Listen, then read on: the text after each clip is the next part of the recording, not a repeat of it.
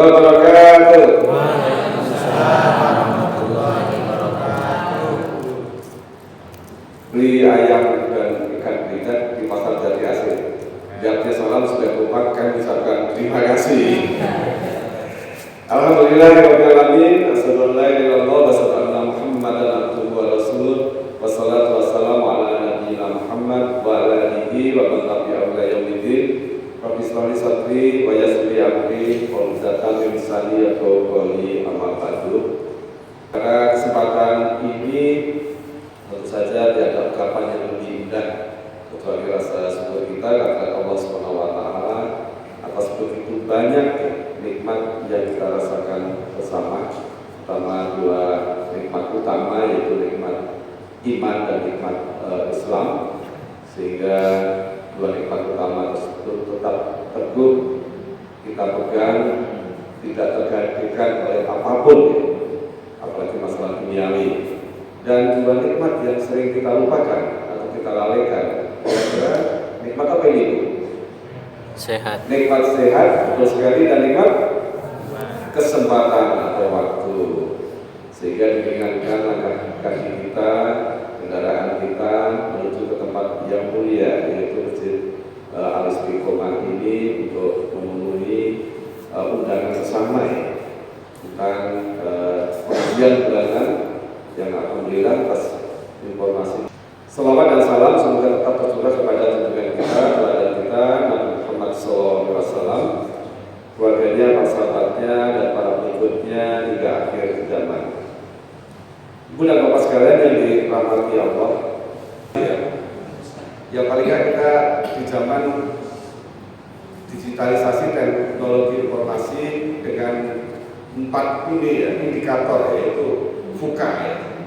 V-nya itu adalah volatility, zaman yang penuh dengan gejolak ya. Kemudian U-nya itu adalah uncertainty, ketidakpastiannya tinggi ya. Dulu kita masih ingat betul nggak, pada saat bulan Desember itu pandemi COVID-19 melandai gitu, dengan harapan bahwa bulan Januari-nya itu sudah tidak ada isu lagi. Tapi yang terjadi apa? Justru ada Omicron ini. Ini menandakan bahwa zaman saat ini kita zaman buka atau seperti tidak pastiannya tinggi. Nah, C-nya adalah complexity. Itu banyak permasalahan yang kita hadapi. Apakah itu permasalahan organisasi besar seperti PBB, permasalahan negara, bahkan sampai menyusut masalah keluarga ya. Dengan yang sedang viral saat ini masalah apa ya? Biasanya ibu yang ikuti ya, mungkin di KDRT ya. Itu adalah bentuk dari kompleksiti ya. Nah, A-nya adalah liquidity. Nah, ini yang menjadi highlight bagi kita, ketika kita pada posisi ambiguity, yaitu ketidakpastian yang tinggi ya. Terutama di era informasi saat ini. Menurut bapak-bapak saat ini mudah nggak membedakan ini informasi berdasarkan fakta, fiktif, atau muat? Susah ya? Nah, ini memang salah satu indikator ya di zaman digital saat ini. Kita tidak bisa menolaknya, tapi yang bisa kita lakukan adalah bagaimana kita menyeimbangkan informasi kebaikan ya, terutama kegiatan bulanan, Masjid bulanan ini perlu kita siarkan ya. Yang Mas Firman sudah mencoba dengan layar digitalnya, itu dalam rangka upaya kita untuk menyeimbangkan ya dalam teknologi informasi ini. Kalau mereka menyebarkan informasi hoax atau fiktif, nah kita menyebarkan informasi kebaikan ya, kebenaran itu berdasarkan kitabullah dan sunnah Rasul. Setuju Ibu Bapak? Setuju ya? Namun ini perlu proses ya. Baik, dalam kesempatan ini judul kita ada 2 kata kunci ya, yaitu mengenai kepemimpinan Rasulullah, dan yang kedua adalah resolusi terhadap tantangan keluarga saat ini. Nah, tentu saja di sini ada gambar atau view yang ada di ruangan utama Masjid Al-Istiqomah ini juga, dan ada juga sebuah gambar orang berkuda menggunakan panah panahnya kita arahkan kepada judul atau topik yang kita diskusikan pada sore hari ini. Dan panah itu salah satu atau berkuda itu salah satu olahraga yang dicontohkan oleh Rasulullah. Baik, sebelah tadi saya sudah memperkenalkan nama saya sebenarnya panjang Bapak Ibu, suka rajin dipanggil gitu. Kata Pak Haji Ingrid susah dia paling gitu, jadi disingkat aja Suradi. Baik ya, selanjutnya untuk outline-nya kita coba kemas supaya endapan memori yang kita dapatkan selama beberapa menit mengikuti masjid taklim bulanan ini lebih konsisten kita ingat dan kita amalkan. Yang pertama adalah prolog, yang kedua adalah terkait dengan kepemimpinan Rasulullah itu seperti apa sih? Ya, saya yakin dan percaya dan Bapak sekalian sudah dengan mudah ya searching di Google, untuk mendapatkan informasi-informasi terkait dengan beberapa istilah, misalnya kepemimpinan. Di dalam hal ini kita akan membahasi kepemimpinan Rasulullah seperti apa. Nah, yang ketiga adalah tantangan keluarga. Tadi Pak Haji menyampaikan kepada kita, ya bagaimanapun juga kita tidak terlepas sebagai anggota keluarga. Pak Haji di usianya 70 ya, terus saja sudah mengalami beberapa siklus hidup ya, mulai dari anak-anak, remaja, dewasa, orang tua ya, sehingga sudah merasakan begitu banyak ya pengalaman-pengalaman dalam keluarga ya. Nah, tentu saja dalam tantangan keluarga ini nanti akan kami kemas dalam 9F ya, apa saja, dan yang lebih penting adalah resolusinya bagaimana. Kemudian setelah itu adalah epilog atau penutupnya. Nah baik, selanjutnya dalam kesempatan ini prolog, tentu saja kita berusaha pembahasan kita itu berdasar pada kitabullah. Tadi seperti yang dibacakan oleh Qori, diantaranya adalah yang tertuang di dalam surat Al-Imran ayat 104 yang berbunyi A'udzubillahi minasyaitonir rajim wal takun minkum ummatun yad'una ilal khair wa ya'muruna bil ma'ruf wa yanhauna 'anil munkar wa ulaika humul muflihun. Dan tidaklah ada di antara kamu sekelompok umat yang menyuruh kepada kebajikan, menyuruh kepada yang ma'ruf dan mencegah dari yang munkar, mereka lah orang-orang yang beruntung. Kembali supaya kita ada komunikasi dan interaktif gitu. Apakah ibu dan bapak sekalian dan para jamaah semuanya yang ada pada majelis taklim Al-Istiqomah ini ingin beruntung? Ibu-ibu kok ingin beruntung, Bu? Kalau bapak pengen juga kan ya? Nah, ini ada syaratnya gitu.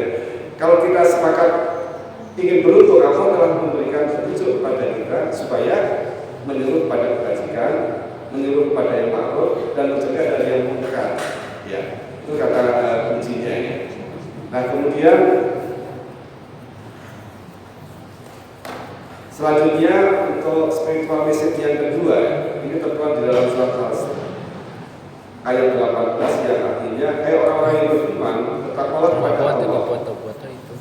Dan hendaklah setiap diri memperhatikan apa yang telah diperbuatnya untuk hari esok atau hari akhirat dan bertakwalah kepada Allah, sesungguhnya Allah Maha mengetahui apa yang kamu kerjakan. Nah, ini menarik nih firman Allah ini untuk kita renungkan kembali bersama ya. Karena apa? Kalau kita mengikuti kalender Masehi saat ini kita berada pada bulan Januari. Kita sudah menjalani tahun 2022. Saat ini puncak pada tahun 2023, sehingga ada proses pergantian tahun. Nah, tentu saja bukan pergantian tahun ini yang menjadi satu-satunya yang menjadi indikator ya. Tapi dalam setiap saat kita tentu saja perlu bermuhasabah diri. Yang minimal setiap kita menjelang tidur itu bisa kita bermuhasabah diri. dengan berpedoman pada firman Allah ini. Ya. Apa yang sudah kita perbuat selama ini, hari ini? Ya. Alhamdulillah kita pada saat ini berada pada jalan kebaikan ya, dengan menghadiri majelis taklim Al-Istiqomah ini. Ya. Ini adalah sebagai saving simpanan atau aset kita ya untuk hari esok atau hari akhirat. Nah, coba hal ini bisa diulang-ulang kembali, kemudian kita lakukan perbaikan demi perbaikan, baik dari dimensi kualitas maupun kuantitasnya. Insyaallah ya, Majelis Taklim Al-Istiqomah bulanan ini semakin ke depan, bukan iklannya salah satu merek sepeda motor ya, makin ke depan kan. Jadi makin ke depan kita semakin meningkat ya, seperti itu. Nah, ini sebuah ilustrasi kepada kita ya, bekal apa yang telah kita simpan ya hingga saat ini. Yang tahu tentu saja Allah dan diri kita masing-masing ya. Seperti itu. Bahkan kita sebagai anggota keluarga antara suami dengan istri itu nggak tahu persis. Istri kita itu sudah menyimpan bekal untuk akhirat itu sampai seberapa jauh. Demikian juga istri tidak tahu suami. Tapi dalam kesempatan masih ilmu seperti ini, tujuan kita adalah kita saling mengingatkan nasihat-menasihati dalam kebenaran dan dalam kesabaran. Nah, tentu saja yang lebih penting adalah bagaimana ya kita bisa membuat program ya untuk yang akan datang yang perlu kita lakukan. Mohon izin Pak Haji, asli dari Tasik ya Pak? Oh, dari Ciamis ya. Nah, kami mohon izin ada istilah 3N. Ada yang dari Sumatera Utara, mohon izin dulu gitu ya. Apa kata kuncinya Pak Supardi? Adalah 3N. N yang pertama adalah niteni gitu ya. Ya, kita mengamati lah gitu ya. Sejauh mana ya bekal yang sudah kita simpan ini kita catat gitu ya. Ya. Nah, kalau kita melihat ya di sekeliling kita kok ada yang lebih baik, ya kita lanjutkan dengan N yang kedua, yaitu tiroke atau tirukan gitu ya. Demikian juga kehadiran saya di dalam Majelis Taklim Al-Istiqomah ini, kalau saya melihat ada sesuatu yang baik di sini ya tentu saja akan saya tirukan ya, atau tiroke. Dan N yang ketiga adalah nambahi gitu.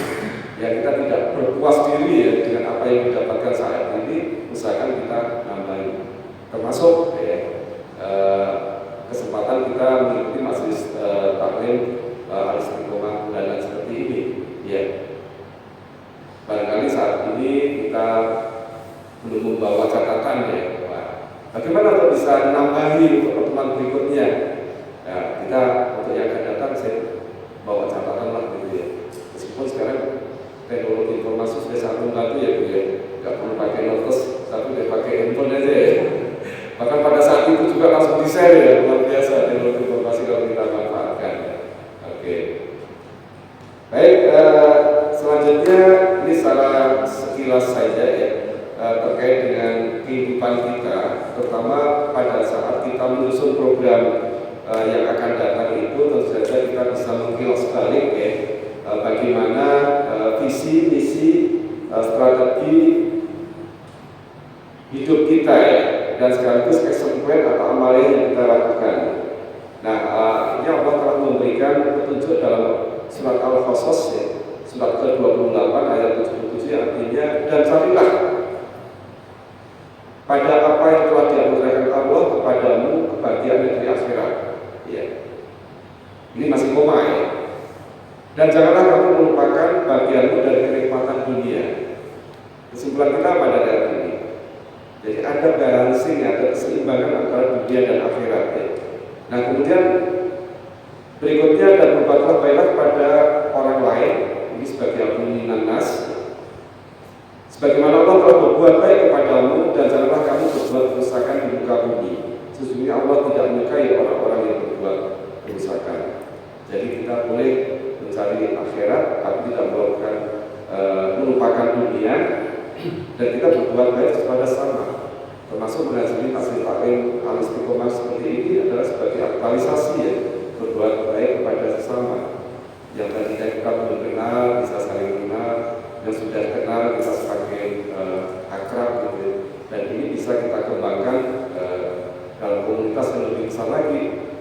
Kalau ibu-ibu seperti Bu Ali sudah kenal betul ya dengan Forsima ya Bu ya. Ini ada komunitas ya. Forsima itu forum silaturahmi muslimah BSD dan sekitarnya. Ini partnernya FMMB ini.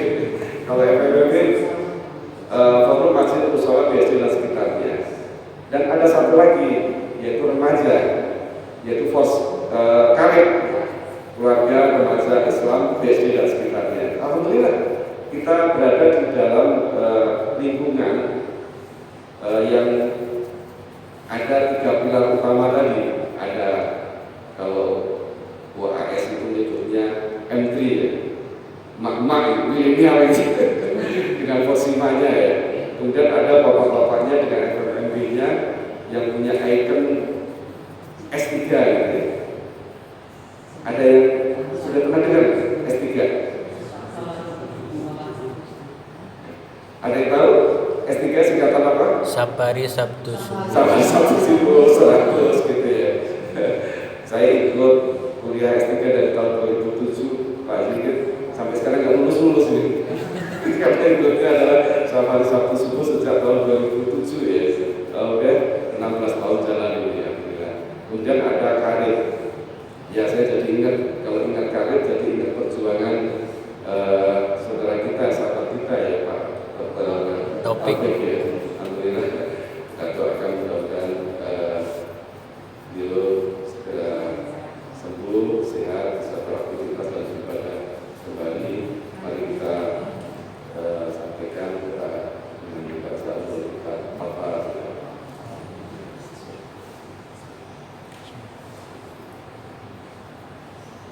Ya.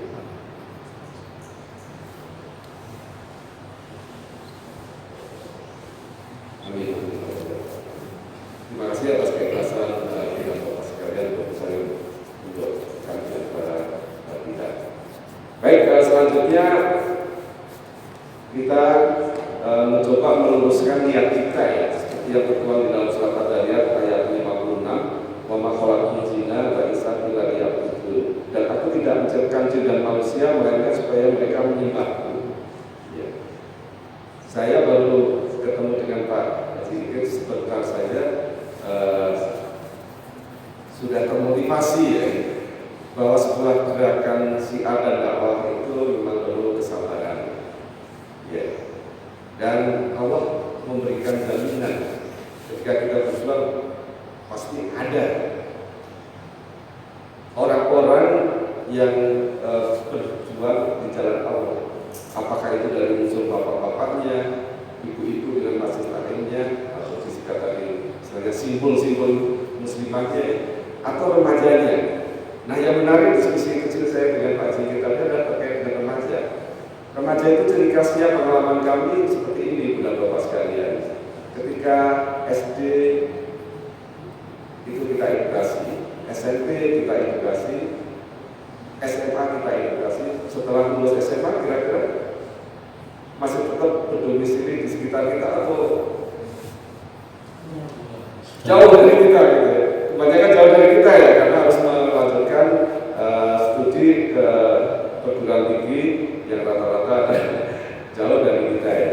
Tapi alhamdulillah Allah memberikan jaminan dan kenyataan yang kami rasakan ya. Ternyata hasil remaja didikan kita tersebut di tempat yang baru, saya sebut saja di Bandung ya, yang jauh dari BSD ya, itu ternyata di sana menjadi aktivis ya, di jalan syiar dan dakwah ini gitu.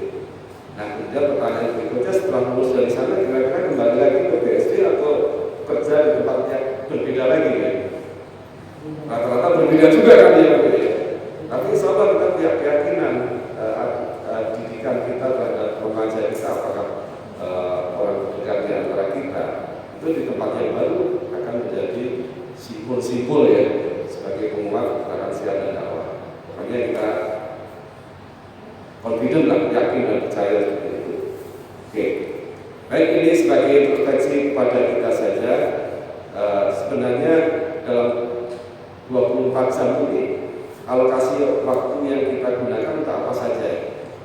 Ini sudah mengingatkan khususnya pada diri saya untuk kerja, untuk ibadah, untuk aktivitas lainnya, untuk hidup. Ya. Ibu-ibu merasa nggak? Bapak-bapak merasa nggak? Ternyata dengan asumsi usia kita 60 tahun, ya, itu kita gunakan tidur 18,8 tahun atau 31,25%. Untuk bekerja, ya, itu 20 tahun atau sepertiga, ya, kalikan 24 kan 8 jam ya dalam setiap harinya. Kemudian kegiatan lain-lain, apakah kita punya hobi, apakah kita punya komunitas-komunitas yang sejenis dengan kita, itu sekitar 18,2 tahun. Nah, yang menjadi keprihatinan kita, ternyata ketika usia kita 60 tahun, itu untuk ibadah hanya 1,39% saja atau 10 bulan. Gimana yang dirasakan itu dan Bapak sekalian? Ternyata sedikit ya yang kita gunakan untuk ibadah. Itu pun masih sejak diri saya ya, masih naik turun kan seperti itu.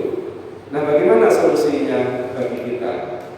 Ya, saya ingat betul dan ini dirasakan oleh ibu dan bapak sekalian, ya, khususnya di bapak-bapak ini, apalagi yang termasuk golongan dokter nih Pak ini.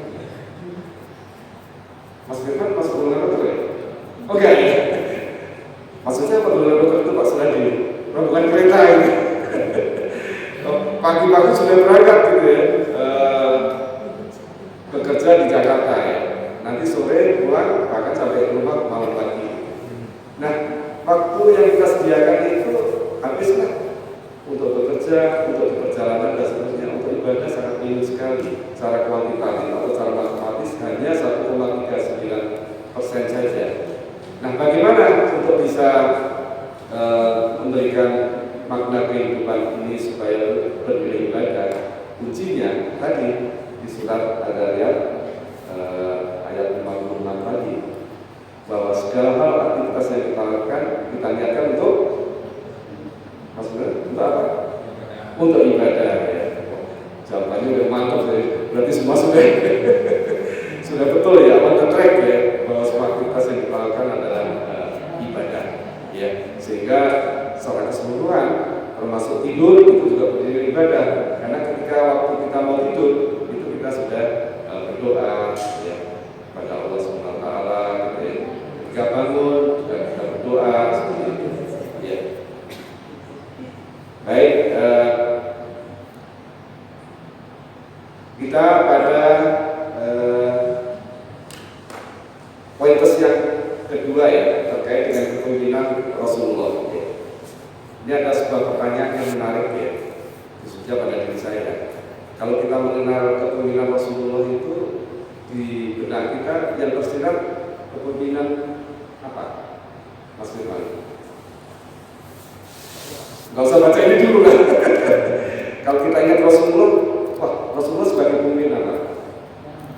Agama, betul sekali, 100. Selain itu, ada lagi? Kalau kita ingat Rasulullah sebagai pemimpin, ya, Perang. militer ya. Karena beberapa kali memimpin ini ya, dengan kaum musafir ya. Baik, semuanya benar ya. Tapi masih jarang ya bahwa kepemimpinan Rasulullah itu begitu luasnya ya. Tidak hanya militer tadi ya, memimpin beberapa kali pertempuran ya. Kemudian sebagai pemimpin dalam dakwah, ternyata ada 8. Ini saya merujuk buku yang dikarang oleh guru kita ya, Muhammad Safi Antonio, yaitu buku tentang super leader, super manager ya. Itu ada 8 ibu dan bapak sekalian. Yang pertama adalah sebagai pemimpin diri sendiri ya. Sehingga ketika bisa memimpin dirinya sendiri itu punya bargaining power, kekuatan ya untuk bisa memberikan contoh kepada yang lain seperti itu. Nah yang kedua adalah sebagai pemimpin militer, ya kita tahu pasti dalam Sirah Nabawiyah Rasulullah memimpin beberapa perangan dengan melawan kaum musyrikin. Nah yang ketiga adalah sebagai pemimpin di bidang hukum. Nah ini yang masih banyak yang belum tahu gitu ya. Nah ini kalau kita gali lumayan gitu ya, cukup nanti bisa pembahasan lebih detail lagi. Nah yang keempat adalah kepemimpinan dalam pendidikan, ya mengedukasi anggota keluarganya. Kemudian yang kelima adalah sosial dan politik. Nah ini menarik buat kita ya, ternyata Rasulullah itu punya jiwa kepemimpinan di bidang sosial dan politik ya. Ya, nanti saja semakin mendekati 2024 ya Pak Haji ya. Semakin mengangkat kira-kira ya. Nah, kemudian yang keenam ini sudah tahu persis kita sebagai pimpinan bidang dakwah, kemudian keluarga dan bisnis, ya seperti itu. Nah, kemudian bagaimana untuk lebih spesifiknya? Biasanya generasi milenial ya, tapi nggak apa-apa Pak Singin, kita udah masuk generasi senior milenial. Ya, kalau Mas Firman generasi milenial benar gitu. Kalau kami senior milenial, asal jangan kolonial aja Mas. Sering dikaitkan dengan perkembangan pengetahuan yang berbasis kepada barat. Nah kita coba bersama ya, ini secara sekilas saja dan Bapak sekalian ya. Terutama terkait dengan leadership modern dan Rasulullah ya. Di sini persyaratannya sebagai seorang leader itu adalah visioner, ya, mempunyai ide yang jelas tentang apa yang diinginkan secara profesional dan punya kekuatan bertahan ketika gagal. Ya, saya yakin para senior kami ya, sudah melalui ya, fase-fase atau etapa seperti yang tertuang di dalam basic attitude di sini harus visioner. Ternyata Rasulullah memberikan contoh kepada kita, memberikan cerita gembira tentang kemenangan dan keberhasilan yang akan diraih pengikutnya dan tetap sabar dan tabah menghadapi rintangan itu sendiri. Nah ini dicontohkan pada beberapa kali memimpin pertempuran ya, atau peperangan ketika ada keberhasilan atau kemenangan itu disampaikan kepada para pasukannya dan tentu saja tidak terlena ya, tapi tetap sabar dan tabah menghadapi rintangan berikutnya di jalan sihat dan dakwah. Nah yang kedua adalah terkait dengan kemauan yang kuat atau passion gitu.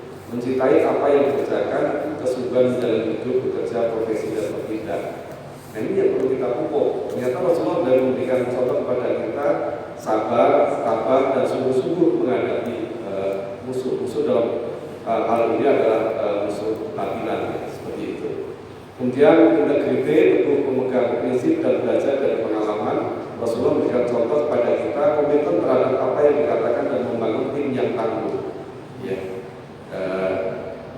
ya kita tidak meragukan ya ketika Rasulullah masih hidup, masih berjuang dengan para sahabat di sekitarnya itu sangat mendukung, sangat loyal ya terhadap perjuangan Rasulullah. Ya. Kemudian amanah atau trust memperoleh kepercayaan dari orang lain. Rasulullah memberikan contoh kepada kita menjadi orang yang sangat dipercaya, amin dan diakui oleh musuh-musuhnya. Ini contoh yang luar biasa ya. Rasulullah tidak hanya diakui oleh umatnya saja, tetapi oleh musuhnya pun diakui. Kemudian rasa ingin tahu segala hal dan ingin belajar sebanyaknya di Allah. Rasulullah memberikan contoh kepada kita waktu pertama perintah belajar itu adalah iqra, bacalah seperti itu. Dan yang berikutnya adalah courage atau berani mengambil risiko, bereksperimen dan mencoba hal yang baru, yaitu kesanggupan memikul tugas kerasulan dengan segala risiko yang dihadapi. Nah tentu saja perjuangan Rasulullah kalau kita kaitkan dengan kondisi saat ini jauh sekali nih Pak Haji gitu ya. Zaman dulu sarana transportasi apa itu? Kuda. Masih pakai? Kuda. Ya. Wah sekarang sudah pakai pesawat ya, kemudian di darat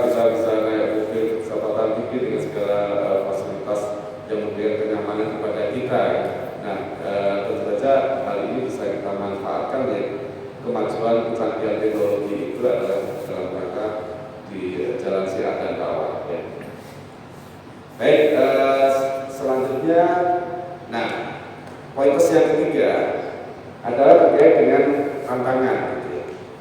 Setiap diri kita, ibu dan bapak sekalian, tentu saja punya tantangan masing-masing. Ya. Saya mencoba mengangkat yang sifatnya mudah-mudahan ya, ini juga bisa kita rasakan bersama, yang ujung-ujungnya tentu saja kita akan mendapatkan resolusi sesuai dengan yang dicontohkan oleh Rasulullah tentu saja. Ya, kita singkat saja di sini tantangan keluarga itu seperti yang tadi sedikit disinggung oleh Pak Ji, ini adalah 9F. 9F itu apa saja Pak Suradi? Ya, yang pertama adalah finansial, menyangkut masalah keuangan. Jadi sekembalinya dari pasif statin kita bulanan ini minimal sudah dapat satu akronim 9F gitu ya. Yang berikutnya adalah dengan resolusinya ya. Yang kedua adalah film ya. Seperti apa film? Nanti kita bedah bersama. Yang ketiga adalah friction. Nah ini friction dan free thinking ini menjadi keperhatian buat kita semua. Dan yang kelima freedom of religion ya, kebebasan. Dan yang keenam adalah frustration. Yang ketujuh passion. Nah ini hati-hati menyangkut masalah passion ya. Kemudian yang ke-8 faith, dan yang terakhir atau yang ke-9 adalah growth. Baik, kita coba langsung pada pointers yang keempat terkait dengan masalah resolusi ya. Yang pertama adalah finansial ya. Dirasakan tidak bahwa saat ini kita pada dihadapkan pada krisis global. Bahkan pada akhir tahun yang lalu kita mendengar ya apa yang akan terjadi tahun 2023. Kita menghadapinya ada yang kalau iso akan ada confident atau PD. Kalau itu gimana tahun 2023 itu? Tetap menghadapinya dengan tegar ya Bu ya. Alhamdulillah. Ya, kan Allah sudah diberikan jalan keluar yang terbaik buat kita. Nah, tentu saja kondisinya seperti apa dalam dunia finansial ini adalah banyak perusahaan yang merugikan, ya, apalagi di pandemi COVID kemarin. Ujung-ujungnya banyak juga yang PHK dan terjadi pengangguran bertambah. Nah, sekarang bagaimana resolusinya? Tentu saja kita kembali kepada syariat ajaran Islam ini. Ya, dengan bebas riba dan juga memanfaatkan bank syariah yang kita yakini bahwa dari sisi ajaran Islam di bidang finansial itu sudah mengikuti ajaran Islam. Ya. Kemudian yang kedua film, nah ini tidak kalah pentingnya juga ya. Saat ini dunia film dikuasai oleh siapa Bapak-Bapak? Amerika. Kayaknya ini memperhati film juga ini Mas ya. Ibu-ibu kira-kira siapa yang menguasai media film saat ini? Amerika, dunia barat ya. Kemudian televisi juga demikian gitu ya. Nah, bagaimana kondisi yang kita rasakan saat ini? Opini publik ini kecenderungan subjektif gitu ya. Ya kalau bahasa gaul kita yang kecil dibesarkan, yang besar dikecilkan gitu ya. Nah, kemudian ada muncul lagi isu teroris, ada isu ekstremis ya. Nah, bagaimana resolusi kita? Mari kita kembalikan role model kita, yaitu Rasulullah SAW. Ya, jadi nanti di epilog materi ini supaya kita tidak terjebak antara rabun dekat dan rabun jauh. Baik, selanjutnya yang ketiga adalah friction ya. Ini mengadu domba internal Islam itu sendiri, adu domba antar umat juga gitu ya. Apalagi mendekati ini ya suhu politik yang mulai meninggi. Nah, ini kita perlu kehati-hatian, kewaspadaan terhadap friction di sini. Apa yang kita rasakan tentu saja di dunia politik ini, konflik internal partai sering kita menyimak di televisi dan seterusnya ya. Kemudian ada aliran sesat itu juga pernah ditayangkan di televisi ya. Dan kemudian terjadi penangkalan akidah dan seterusnya. Apa yang kita lakukan resolusinya adalah mari kita toleransi dalam perbedaan dan bersatu dalam bersamaan dalam ibadah. Setuju Bapak? Nah, sebagai contoh tidak jauh-jauh apa yang dilakukan oleh Majelis Taklim Al-Istiqomah di Masjid Al-Istiqomah ini adalah bagaimana kita bisa ya menghadapi tantangan Kristen ini untuk kebaikan kita bersama ya.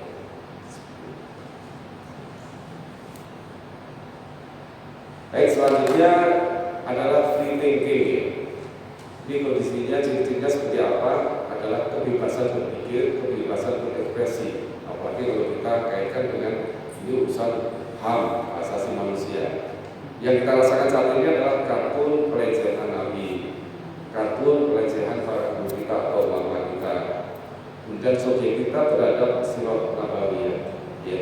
Yang kita lakukan apa sebagai resolusinya? Ya kita coba mempelajari kembali Al-Quran dan hadis Rasulullah. Kalau kita kembali kepada Al-Quran dan hadis Rasulullah, tentu saja ini adalah solusi yang terbaik ya terhadap tantangan thinking di sini. Ya, kita senang ya beberapa masjid di lingkungan GSD ini banyak yang membuka ya kelas-kelas khusus untuk mempelajari atau mengkaji Al-Quran itu sendiri. Kalau boleh tahu, Kakak, di sini ada kajian vaksin? Ada ya, alhamdulillah. Ya. Jamaahnya bapak-bapak, ibu-ibu, bapak-bapak, anak-anak, ibu-ibu, kita baca. bapak-bapak, ibu-ibu. Bapak-bapak, ibu-ibu, alhamdulillah. Ya. Dan ini sebagai upaya kita ya supaya kita tidak terjebak pada kebebasan berpikir dan kebebasan tadi ya. Nah, dengan caranya apa? Ya kita kembali kepada kitabullah dan sunnah Rasulullah. Gimana caranya ya? Kita pelajari kandungan-kandungan yang ada di Quran dan hadis Rasulullah ini. Oke, baik. Nah selanjutnya untuk yang kelima, freedom of religion, ini bebas berpikir lagi, bebas berekspresi. Nah kembali lagi kita kepada Al-Quran dan hadis tentu saja. Nah yang keenam adalah terkait dengan frustasi ya, atau rasa kecewa yang tidak berujung pada solusi atau rasa tidak puas. Nah kondisinya seperti apa ya di dunia pendidikan misalnya kita. Saya tahun 1998 ya, Pak Higit ya, datang ke GSD ini. Sekolah pada saat itu mencari sekolah anak saya masih langka atau jarang gitu ya. Sekolah Islam itu baru Al-Azhar dengan Cikal itu. Cikal itu pada saat itu baru SD bukan 98 gitu ya, belum ada SMP-nya ya. Nah saat ini alhamdulillah dengan bergantinya waktu kita di dunia pendidikan ini paling nggak sudah bisa menyeimbangkan ya dengan umat lain yang selama ini menjadi leader dalam dunia pendidikan. Mudah-mudahan kita terus berbenah. Kesehatan juga demikian ya, rumah sakit sekarang sudah mulai banyak juga yang memfasilitasi umat Islam, kemudian juga tempat ibadah ya. Nah, tentu saja sebagai resolusi kita tetap bersabar ya atas perjuangan yang panjang dan butuh waktu ini, dan tentu saja tetap bersyukur ya bahwa karunia Allah berikan kepada kita itu kita optimalkan bersama, termasuk karunia yang sifatnya berupa fisik atau fasilitas gitu ya. Ini sebagai ilustrasi saja ya. Saya termasuk terinspirasi dan termotivasi ketika ada salah seorang jamaah safari Sabtu subuh ya. Itu berasal dari area di Kabupaten Tangerang sana. Saya sebut aja lah di Pagedangan. Tetapi beliau safari Sabtu subuh istiqomah ya, konsisten mengikuti ya dari masjid ke masjid, padahal tempat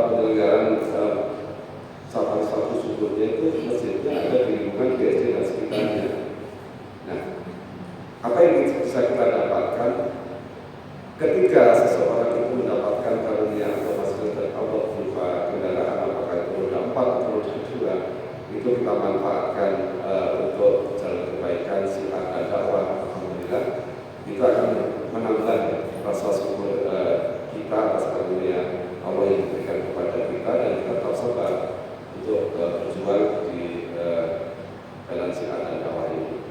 Oke. Baik, selanjutnya yang ketujuh akan menyangkut masalah vision ya. Nah ini banyak kaitannya dengan bapak-bapak atau ibu-ibu nih. Ya kita semua lah gitu ya. Oke, bagaimana di dunia fashion ini tentu saja lifestyle terhadap merek tertentu.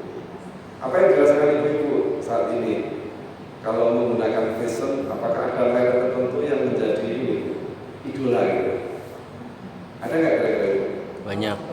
Atau ini kasih saya sebenarnya pakai batik aja. Oke.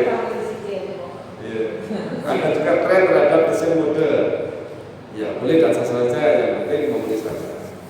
Tapi dalam perkembangannya kita bersyukur ya, terutama bapak-bapak ini ya, karena para guru kita, ulama umum Marok, kalau kita melihat secara umum ya di Indonesia ini sudah di dunia gambar-gambar banyak juga ya yang melakukan syariat kita. Sebagai contoh saja, saya itu masuk penggemar menonton acara olahraga voli. Nah, Proliga. sekarang kan banyak ya, dan terus pakai tutup gitu ya, kan alhamdulillah ya. Tapi hal yang lain yang perlu kita tetap waspada, terutama kalau kita bapak-bapaknya ke pasar gitu. Apa yang dirasakan Mas kalau ke pasar? Banyak pemandangan. Macam pemandangan ya. Oke, ini kalau saat ini merek dan desain produk ala barat menghadirkan di kita ya, di lingkungan kita. Ada juga terbuat dari material yang sumbat atau haram, dan juga pelarangan pakaian muslimah. Kalau kita mendengar berita-berita dari mancanegara, ini menjadi tantangan buat kita semua.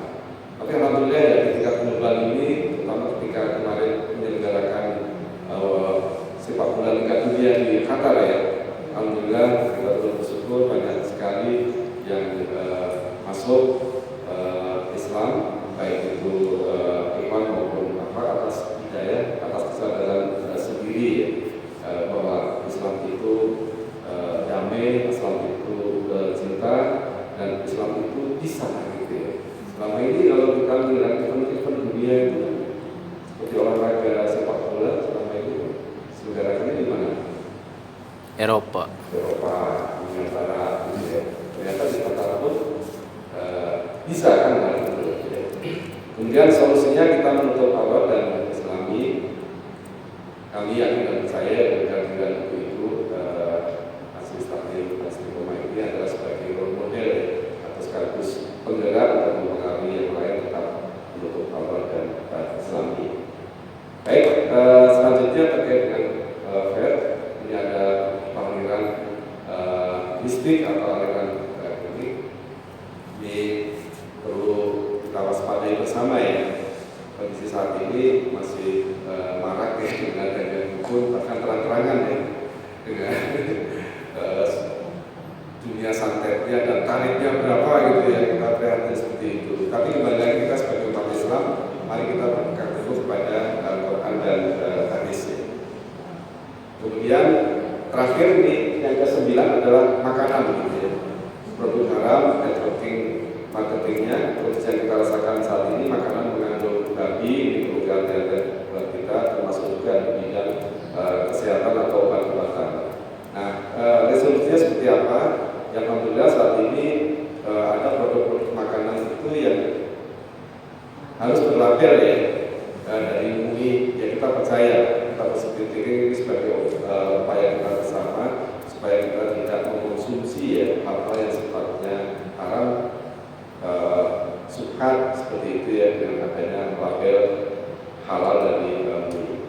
Nah, mudah-mudahan resolusi kita untuk food kita tahun ini adalah halal, thayyib dan barokah seperti itu ya.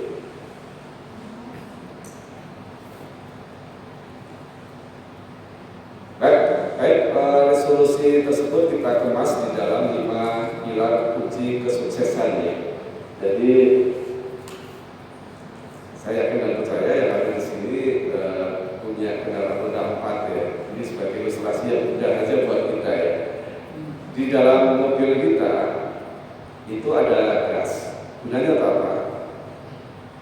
Gas ya. Nah ini bisa kita ilustrasikan sebagai rasa syukur kita ya atas karunia Allah yang diberikan kepada kita. Selain ada gas apa mas? Ada rem.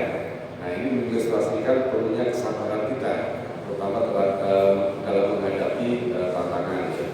Nah dashboard itu kan berupa angka-angka ya. Kecepatannya berapa, bensin kita sampai berapa saat ini. Ini adalah mengilustrasikan kejujuran bagi kita. Kita pikirlah apa adanya, amalan kita saat ini seperti apa, gitu ya. Yang lebih penting adalah rasulil haq wa rasulil. Kemudian di dalam kendaraan itu juga ada setir. Bagaimana supaya mobil kita itu berjalan dengan baik, lancar, aman, nyaman? Ya, setir itu ibarat kita buat ilmu. Ilmu apa yang perlu kita gali selain ilmu di dunia profesi ibu dan bapak sekalian saat ini adalah ilmu Al-Quran dan hadis tadi. Dan dalam mobil itu juga ada mesin. Ini sebagai tanda rasa kasih sayang kita ya, supaya mesin itu dihidupkan tidak mengganggu yang lain ya, dengan suara knalpotnya yang lebih soft gitu ya. Jadi seperti itu. Kemudian epilognya buat kita khususnya pada diri saya.